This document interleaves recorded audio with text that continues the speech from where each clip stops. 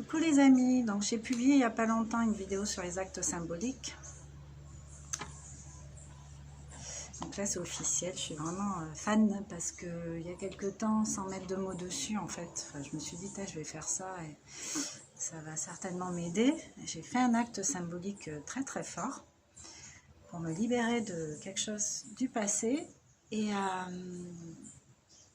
voilà, j'ai vraiment fait une mise en scène, un cérémonial avec ça.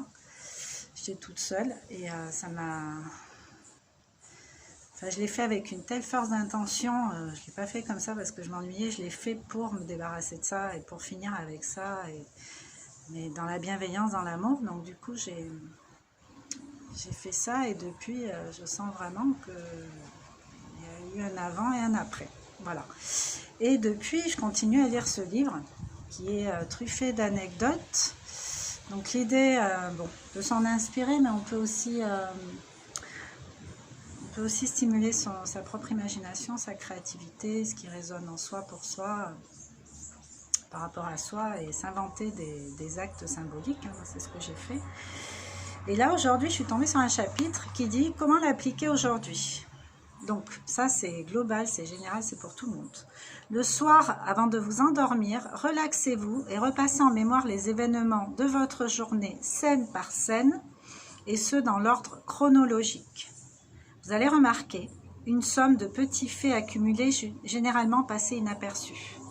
C'est-à-dire qu'en vous posant et en essayant de refaire le film de la journée, il y a peut-être des informations supplémentaires qui vont venir comme ça toutes seules, qui a l'air anodine, mais pourtant qui se représente ici. Des détails importants que votre conscience n'a pas retenus sur le moment. Faites également l'exercice en sens inverse, de la fin de la journée vers le début en remontant. Et l'idée, c'est de mettre du recul par rapport à tout ce qui s'est passé. Et voilà, ça met une certaine distance. Et c'est comme si vous étiez à l'extérieur et que vous regardiez un film dans lequel vous n'êtes pas acteur.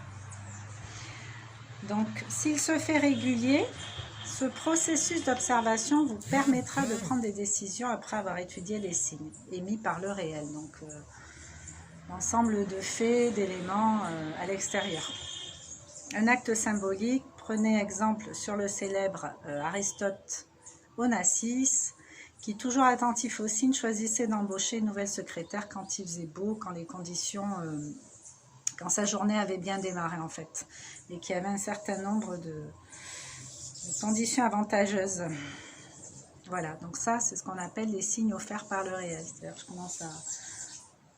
je vais travailler, je tombe sur quelqu'un de super aimable, je sais pas, voilà, à midi, on m'invite au resto, à la cafette, n'importe, ou on m'offre une part de gâteau, je sais pas, une collègue qui m'offre une part de gâteau. Enfin, voilà, ça c'est la journée qui démarre super bien. Et par rapport à ça, c'est ce qu'on appelle en fait les signes réels. Par rapport à ça, on peut choisir de faire un acte symbolique ce jour-là, parce que ce jour-là, on est peut-être plus disponible, plus disposé, puis on a un petit peu plus de recul émotionnel avec les choses qui nous encombrent actuellement. Donc voilà, bon, on se retrouve bientôt pour une autre vidéo. Je vous embrasse et je vous dis prenez soin de vous. Ciao.